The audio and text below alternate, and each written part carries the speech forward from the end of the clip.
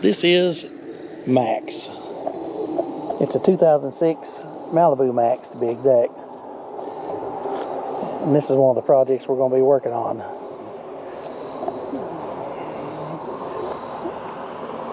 But we got other projects ahead of it first. We got a Malibu or a Impala, and we still got to finish the Thrustang. But we got a good deal on this little car. They're interesting little cars. I've never seen one before. It's got a sunroof in the back, or moonroof, or whatever you call it. Strange. It's a Malibu V6 3.5 3500. Has brand new tires on it. It's a hatchback, which that's what makes it unusual. I've never seen one of these Malibus with a hatchback. They didn't make that many of them, I don't believe.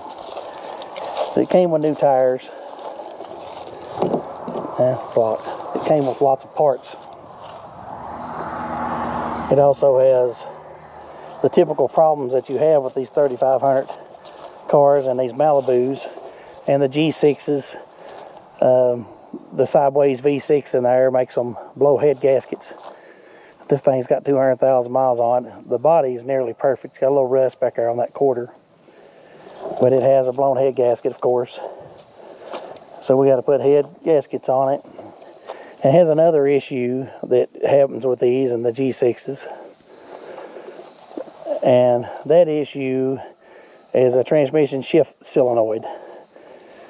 Now, anybody that's ever had trouble with those shift solenoids, they're about $30 for the solenoid, and there's about anywhere from $1,500 to $3,000 worth of labor goes into replacing it. You got to jack the car up, drop the subframe, drop the transmission down, pull the side housing. You got to pull all of this out. You got to pull the steering, all the suspension, the drive axle, everything to get this side of the transmission off. It's a major undertaking, and it's a lot of the reasons the people just put these on marketplace and sell them for pennies. Really, we got a really good deal on this, but don't get me wrong. There's going to be several $1,000s worth of work that has to be done to this car, as far as labor goes. It had the cataract headlights, and we polished them just a little bit. Got one of them looking pretty nice. That one won't get very clear, but we're going to drive it like this for a while, and you have to take the front apron off to put bulbs in these, I believe. So as soon as it blows a bulb, we'll just put new headlights in it while we got the front part taken off of it.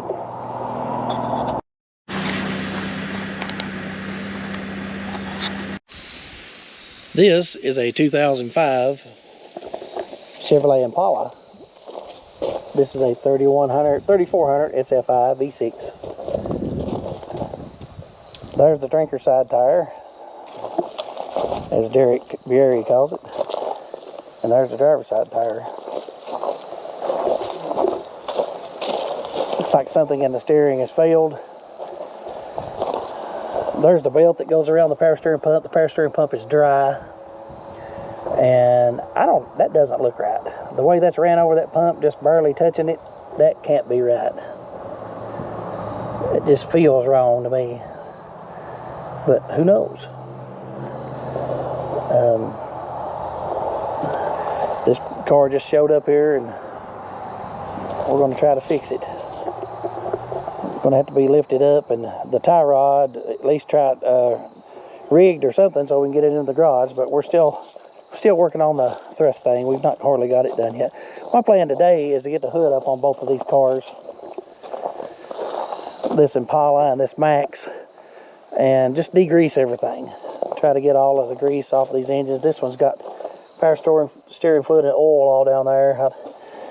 I think possibly it's got a busted power steering line, maybe even a bad rack. I don't know. We're going to find out. Try to get that taken care of. What I may do is go ahead and set you up for some time lapse. This thing needs hubcaps. It's got a window that's messed up.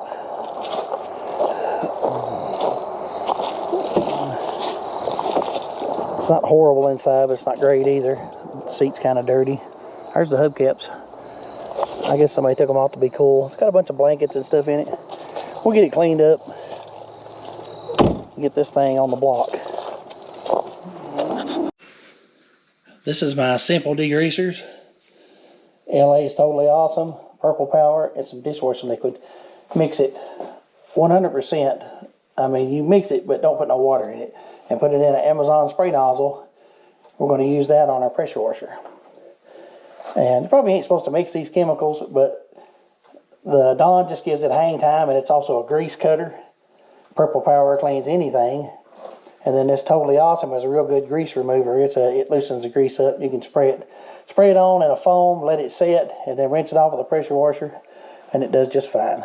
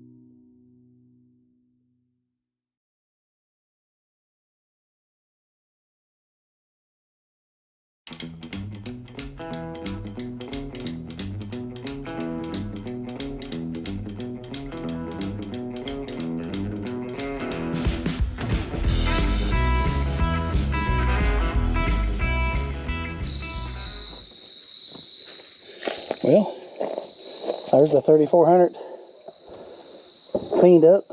Probably going to need another one of them. It's got power steering fluid all soaked in it. I don't think those are very expensive. It looks like the cover's missing off this engine. And this Maxx, Malibu Maxx, it come real clean. I took the cover off of it so I could get to the intake. The intake, before we put it back on, we'll hit it with aluminum wheel cleaner, Alumabrat, and those valve covers, and that'll bring those things back. The biggest thing is the Thrustang is done. We still got a few little details, like putting the antenna back on, and this whole side, the lower skirt, fender, the front bumper, all that. This is still loose. We've got to push it back in there and fix it. It's supposed to be back in like this side,